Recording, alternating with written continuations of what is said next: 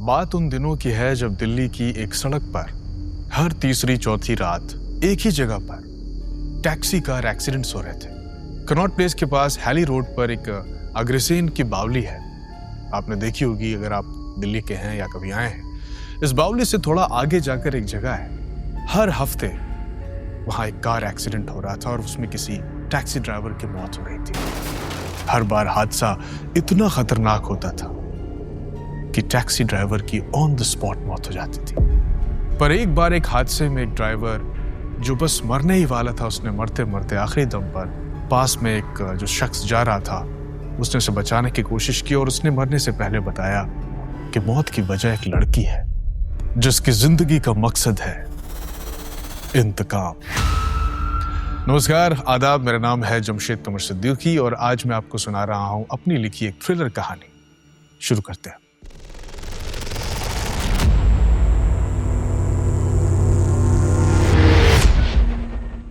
मैं एक taxi driver हूं। मेरी उम्र 56 साल है और मैं पिछले तकरीबन 30-35 साल से इस शहर में दिल्ली में टैक्सी चला रहा हूं। अब तो खैर बहुत सारी ये मोबाइल ऐप्स आ गई हैं, कैब्स आ गई हैं मार्केट में। लेकिन जिन दिनों मैंने ये काम शुरू किया था टैक्सी चलाने का, तब ये मोबाइल पर कैब्स बुलाने का सिस्टम नहीं था, बल्कि मोबाइल ही नहीं था उस वक्त। तब तो आपको टैक्सी को या तो पहले बुक करना पड़ता था या फिर आप टैक्सी स्टैंड पर जाते थे और वहां आपको टैक्सीज मिलती थी। हम लोगों की एक यूनियन भी हुआ करती थी, वो तो खैर अभी भी है, लेकिन अब उतनी ताकत नहीं है क्योंकि अब और भी ज्यादा वर्टिकल्स आ गए हैं, कैब्स हैं वगैरह वगैरह। मुझे याद है उन दिनों जब मैंने नई नई टैक्सी चलाना शुरू की थी, तब शहर में खास जगह पर हादसे हो रहे थे। इत्तेफाक से ये सारे हादसे एक ही जगह पर हो रहे थे। टैक्सी स्टैंड पर जो मेरी थोड़ी बहुत जान पहचान हुई थी, क्योंकि मैंने बस शुरुआत ही की थी, ड्राइवर्स के साथ मेरी कुछ जान पहचान हुई, तो उन्होंने बताया कि वो जो अग्रसेन की बावली वाली रोड है, हैले रोड, वहां पर मत जाना। पर अपना क्या है कि जवानी का जोश था, नया खून था, तो हमने सोच लिया था कि उधर तो जाएंगे ही। खैर एक रात ऐसा हुआ कि टैक्सी चलाते हुए मैं नई दिल्ली रेलवे स्टेशन की तरफ घूम रहा था। रात का वक्त था, हल्की फुहार भी हो रही थी रुक रुक कर, तो मैं चला जा रहा था। तो नई दिल्ली रेलवे स्टेशन पर वाली जो रोड है उस पर आज जितनी भीड़ आप देखते हैं उस जमाने में उतनी भीड़ नहीं होती थी। मिंटो रोड वाला जो पुल है वहाँ से आप जाइए रात को तो इक्का दुक्का लोग साइकिल से आते जाते दिखाई देते थे, या मोटरसाइकिल उनके पास होती थी, बल्कि स्कूटर होती थी उस वक्त। तो मैं साहब चला जा रहा था, कार के शीशे पर वाइपर चल रहा था, अंदर शायद किशोर कुमार का कोई गाना बज रहा था हल्की धुन में। मैं चला जा रहा था। अच्छा, थोड़ी दूर मैं पहुंचा था कि उसी हैली रोड की शुरुआत में, जहां से आप चौराहे से टर्न लेते हैं, जहां पर एक पुरानी मस्जिद भी है, आज भी है, उसी जगह पर मैंने देखा कि एक लड़की खड़ी हुई थी। बेचारी भीग रही थी। पहले तो मैंने सोचा कि पता नहीं कौन है, कुछ संदिग्ध मामला है। उस जमाने में भी डर होता था कि ये कोई भी हो सकता है। पर जब मैं करीब गया तो मैंने उसका चेहरा देखा, वो ठंड से बेचारी कांप रही थी। मैंने कार का शीशा नीचे किया और मैं जब उसके करीब पहुंचा तो उसी ने आवाज़ दी, बोली हेलो, हाथ का इशारा करते हुए। मैंने गाड़ी रोकी और कुछ हमारी बातचीत भी नहीं हुई और उसने बस गाड़ी को रुका हुआ देखा। वो आई और उसने गाड़ी का पिछला दरवाजा खोला और वो सीधे सीट पर बैठ गई, पीछे वाली सीट पर। 30-35 की उम्र रही होगी उसकी। बड़ी बड़ी आंखें थी, खूबसूरत चेहरा, लंबे बाल थे, सफेद रंग का सूट पहना था, मुझे आज भी याद है, और वो उस पर एक फूलों वाला एक दुपट्टा उसने ओढ़ा हुआ था। कहाँ जाना है मैडम?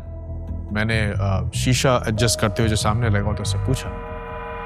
तो वो थोड़ा खामोश रही। मैंने फिर से पूछा, कहाँ जाना है आपको?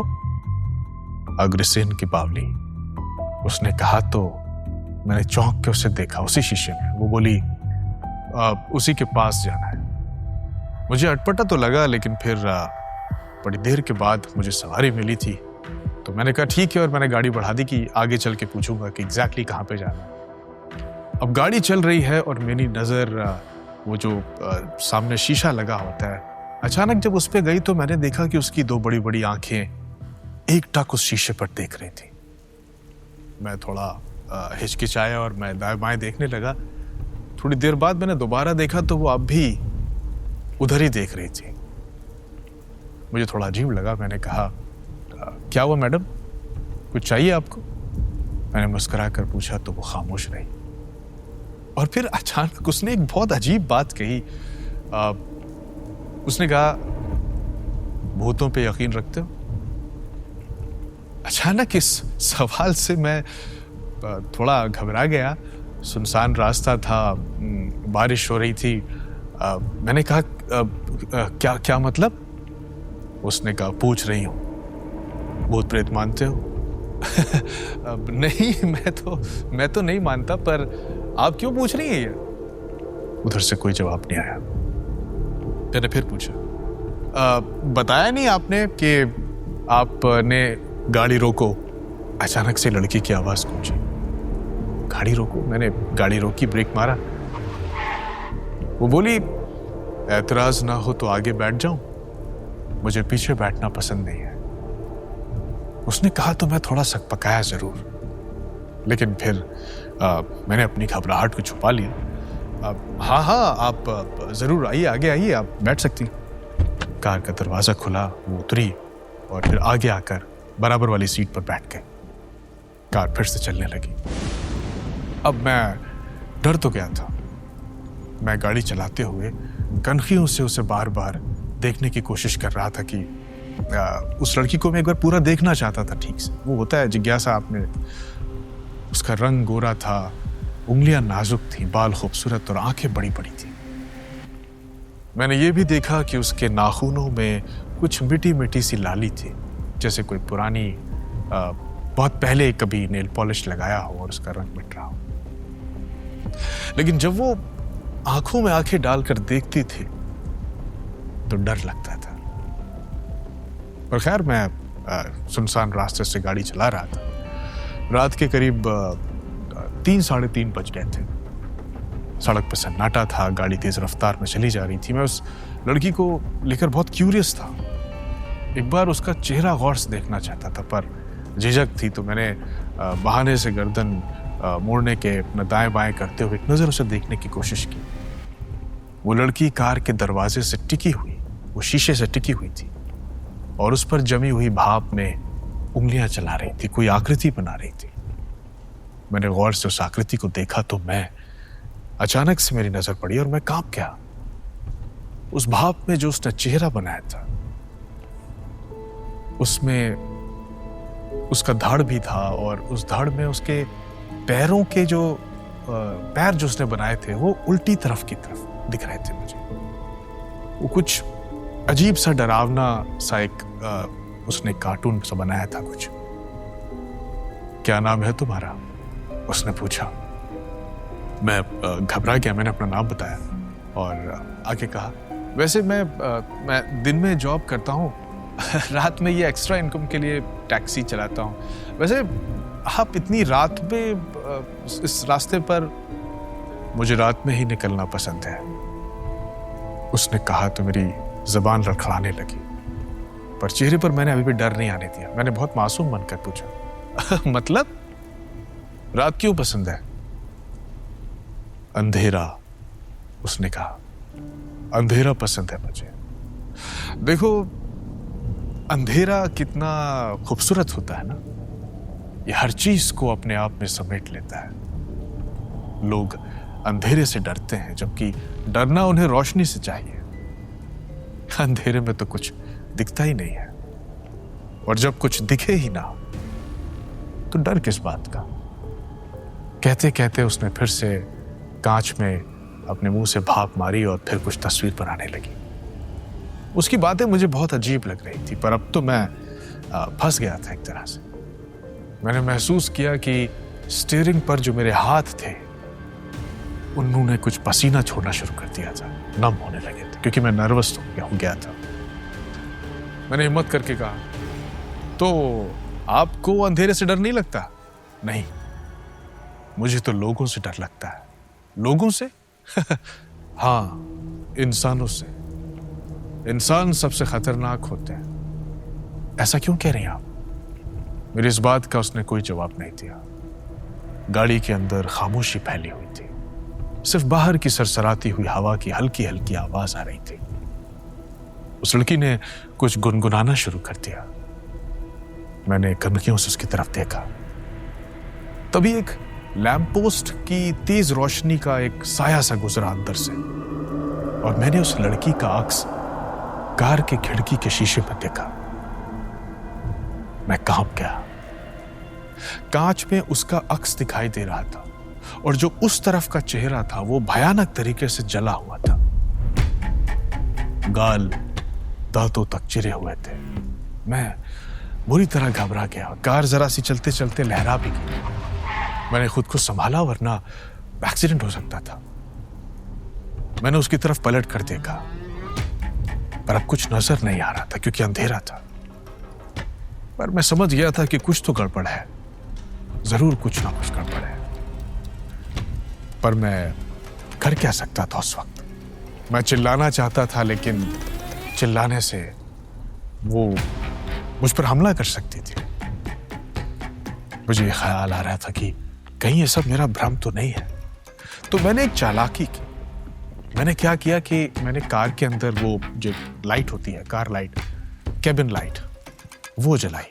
और उसकी जब रोशनी होती है तो आपने नोटिस किया होगा कि आपकी उसकी रोशनी से रात के वक्त जो सामने शीशा होता है उस पर आपका अक्स दिखाई देने लगता है। तो मैंने लाइट जलाई और उस कांच में उसका अक्स दिखाई देने लगा। अब जब मैंने उसका चेहरा देखा तो उसके चेहरे पर वो जो एक साइड में मैंने जला हुआ उस वक्त देखा था वो अब नहीं था। मैं समझ गया कि वो मेरा वहम था, शायद क्योंकि मैंने बहुत सारी बातें सुन रखी थी। हो सकता है उसी वजह से मुझे भ्रम हुआ हो, वहम हुआ हो। मैंने राहत की सांस ली और मैं आराम से गाड़ी चलाने लगा। पर अभी मैं कुछ ही दूर चला था कि अचानक मुझे सड़क किनारे कोई खड़ा हुआ दिखाई दिया। ये कौन है? मैं बुदबुदाया। मैंने देखा कि सड़क किनारे कोई खड़ा हुआ था। उस सड़क पर आमतौर पर कोई इमारत नहीं थी।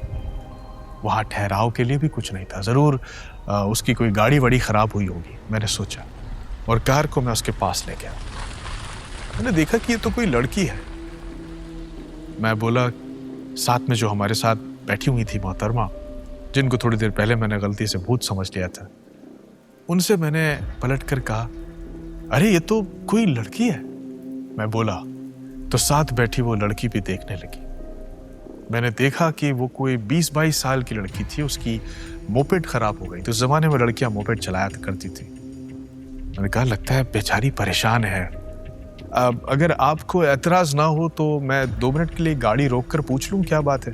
मैंने अंदर बैठी लड़की से कहा। तो वो इससे पहले कुछ बोलती, मैंने कार को उस मोपेड के पास ले जाके रोक दिया। शीशा नीचे किया, पूछा, हेलो, क्या हुआ, कोई प्रॉब्लम? उस लड़की ने पहले तो मुझे गौर से देखा। उसके घुंघराले बालों में खूब सारी रंग बिरंगी चिमटियां थी। बोली, हाँ मोपेड खराब हो गई है, बट डोंट वरी, मैंने पापा को फोन कर दिया है, पापा आ ही रहे हैं, बस रास्ते में ही है वो। अब कोई नहीं, वो बस थोड़ी देर में आ जाएंगे, आप जाइए। मैं जानता था कि कोई नहीं आ रहा। वो सिर्फ ऐसा इसलिए कह रही थी क्योंकि वो मुझ पर भरोसा नहीं कर पा रही थी।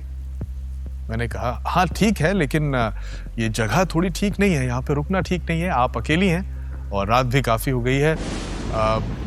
फिर मैंने बगल में जो लड़की बैठी थी उसकी तरफ देख के कहा, अब अगर आपको प्रॉब्लम ना हो तो मैं इन्हें कार में बैठा लूँ, आगे रोड पे बस स्टॉप है, वहाँ पे लोग होंगे, मैंने यहाँ ड्रॉप कर दूंगा।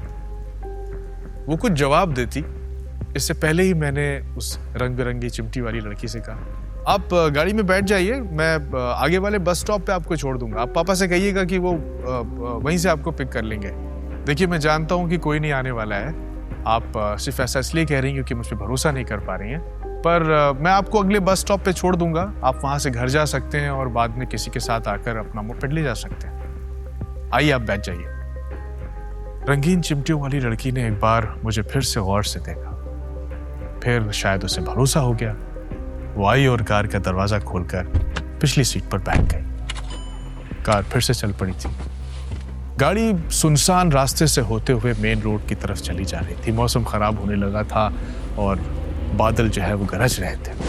बिजली चमकने से वो जो मोपेड वाली लड़की थी वो बार बार कांप रही थी। कम उम्र लड़की थी, वो डर रही थी और शायद वो यही सोच रही थी कि अगर वो अकेले वहां पे उस वक्त रह जाते तो क्या होता। बारिश भी शुरू हो गई और बारिश की बूंदें खिड़कियों की कांच पर फिसलने लगी। वाइपर आगे से दाएं बाएं हो रहा था। थोड़ी देर के बाद कार मेन रोड पर आ गई। सामने बस स्टॉप की चहल पहल दिखने लगी थी। मैंने कार को बस स्टॉप के पास रोक दिया और कहा, लीजिए आपका बस स्टॉप आ गया। यहाँ पर बहुत सारे लोग हैं, आप यहाँ पर खड़ी हो सकती हैं और यहाँ से आप घर जा सकती हैं। मैंने कहा तो वो जो लड़की पीछे बैठी थी वो बोली, थैंक यू सो मच, आपका बहुत शुक्रिया। इस शहर में आप जैसे लोग हैं, वरना मैं इसके जवाब में कुछ नहीं कह पाया। बस झेपता हुआ मुस्कुराया और फिर सोचकर कहा, शुक्रिया आप मुझे नहीं, आप शुक्रिया इन्हें कहिए। कहते हुए मैंने बगल वाली सीट की तरफ जो पहले से लड़की बैठी थी उसकी तरफ इशारा किया। भाई टैक्सी इन्होंने बुक की थी तो इनकी परमिशन थी तभी मैं आपको बैठा पाया, तभी मैं आपकी मदद कर पाया। वरना आजकल तो ऐसे लोग हैं जो टैक्सी जरा देर भी रोकने नहीं देते हैं। जरा रोको तो कहते हैं कि बस चलते रहो। जैसे ही मैंने ये कहा, वो जो रंगीन चिमटी वाली लड़की थी जो पीछे बैठी थी, अचानक उसके चेहरे के भाव बदल गए। एक पल के लिए वो खामोश हुई और फिर बोली, किसकी परमिशन? मैंने कहा, इनकी परमिशन। ये इनकी किनकी? अब ये जो मेरी बगल वाली सीट पे बैठी है, ये वो रंगीन चिमटियों वाली लड़की कुछ हड़बड़ाई सी लगी। उसने अचानक से दरवाजा खोला और वो टैक्सी से उतरने लगी। क्या हुआ? हेलो, मैंने कहा, लेकिन वो घबराई हुई थी। फिर कुछ सोचकर वो रुकी और ड्राइविंग सीट वाली विंडो के पास आके बोली, देखिए आपने मेरी मदद की, इसका बहुत बहुत शुक्रिया आपका, लेकिन ये जो आप मजाक कर रहे हैं ये अच्छी बात नहीं है। उस वक्त जब आपने मुझे गाड़ी में बैठने के लिए कहा था ना, उस वक्त आपकी बगल वाली सीट पर कोई था और ना अब है। मैंने हड़बड़ाहट से मुझे देख रही उस लड़की की तरफ देखा। वो मुस्कुरा रही थी और वो बाहर खड़ी मोपेड वाली लड़की वो तेज कदमों से चली जा रही थी। मैं घबरा गया था, माथे पर पसीना था, सांसें तेज होने लगी थी, मेरे पैर अंदर ही कांप रहे थे। मैं जल्दी से सीट बेल्ट खोलने लगा कि शायद मैं भी बाहर भागूं, लेकिन तभी उस लड़की ने जो मेरे बगल में बैठी थी उसने मेरे कंधे पर हाथ रखा और बोली, डरो मत, कुछ नहीं होगा तुम्हें। मैंने कहा, अब नहीं, छोड़ो मुझे, कौन हो तुम? मैंने कुछ नहीं किया है। वो इस बार जरा मुस्कुराई और बोली, हाँ तुमने कुछ नहीं किया है और इसीलिए तुम्हें कुछ नहीं होगा। भरोसा करो मेरा, गाड़ी चलाओ चलाओ। इस बार उसने जरा सख्ती से कहा। मैंने डरते डरते गाड़ी चला दी। कौन हो तुम? मैंने गाड़ी चलाते हुए कहा। तो वो कुछ देर खामोश रही, फिर बोली, कुछ महीने पहले यहां पर एक हादसा हुआ था, हेली रोड पर, अग्रसेन की बावली के पास। एक लड़की थी, हमारे ही मोहल्ले में रहती थी, टाइपिस्ट की नौकरी लगी थी उसकी। वो रोजाना देर शाम काम करके लौटती थी। घर में अकेले कमाने वाली थी वो। इकरा नाम था उसका। तो एक बार इकरा को लौटने में कुछ ज्यादा देर हो गई। उसने एक टैक्सी हायर की। रात का वक्त था। वो टैक्सी में बैठी और घर के लिए रवाना हो गई। वो भी ऐसी ही रात थी, घनघोर अंधेरी रात, गरजती हुई। ड्राइवर भी कुछ तुम्हारी ही उम्र का था। उसने इकरा को देखा और उसकी नीयत बदल गई। जानते हो अगली सुबह क्या हुआ? अगली सुबह सड़क किनारे झाड़ियों में इकरा की लाश मिली। मैं कांप गया सुनकर। वो आगे बोली, तन पर एक कपड़ा नहीं था उसके। उस ड्राइवर ने इकरा को कार के दरवाजे से बांधकर हवस का शिकार बनाया था और जब मन भर गया तो उसे वहीं फेंक कर भाग गया। जाते जाते उसने उसकी शिनाख्त, उसकी पहचान मिटाने के लिए उसके चेहरे पर कुछ पेट्रोल भी डाला था। वो तो शुक्र है कि बारिश होने लगी तो उसकी एक ही तरफ का चेहरा जला हुआ था और इसलिए उसकी डेड बॉडी पहचानी जा सकी। ये सब आपको कैसे पता है? मैंने पूछा तो वो बोली, क्योंकि मैं ही इकरा हूं। मैंने पूरी ताकत के साथ ब्रेक पर पैर रख दिया। कार पहियों की रगड़ के साथ एक सुनसान सड़क पर रुक गई। तो क्या वो जो टैक्सी ड्राइवर्स का एक्सीडेंट हो रहा है, वो उसके पीछे तुम ही? हाँ, मैं ही हूं उन सारी मौतों के पीछे, और मैं हर उस टैक्सी ड्राइवर को खत्म कर दूंगी जो अंधेरी रात में किसी लड़की पर जिसकी नीयत खराब हो जाती है। तो क्या तुम मुझे भी? नहीं, तुम एक नेक शख्स हो, मैंने तुम्हें देखा अभी। अगर उस रात तुम्हारे जैसा कोई शख्स मुझे मिला होता तो मैं आज जिंदा होती। नेक काम करते रहना, चलती हूं, कहकर इकरा ने रुकी हुई जो मेरी कार थी उसका पिछला दरवाजा खोला, वो बाहर निकल गई और फिर वो जाने लगी। मैंने खिड़की से झांक के देखा तो वो पीछे की तरफ चली जा रही थी, पर तभी मेरी नजर उसके पैरों पर पड़ी। उसके पैर बिल्कुल वैसे ही उल्टे थे जैसी तस्वीर उसने भाप से खिड़की के कांच पर बनाई थी। एड़ी आगे, पंजे पीछे। इस किस्से को पता नहीं कितने साल हो गए, पर जब भी याद करता हूं तो सिहर जाता हूं। लोग कहते हैं कि झूठा किस्सा है, मेरा बनाया हुआ है, पर आप तय कीजिए कि यह हकीकत है या अफसाना।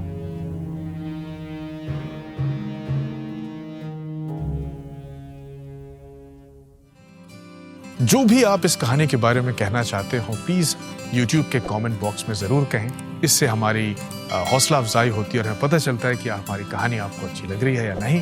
तो प्लीज कमेंट जरूर करें। और इस कहानी का साउंड डिजाइन किया है रोहन भारती ने। शो के प्रोड्यूसर है माज, ग्राफिक्स हैं अलीना चौधरी के। अगले हफ्ते लौटूंगा नई कहानी के साथ। मेरा नाम है जमशेद कमर सिद्दीकी। दुआ में याद रखिएगा।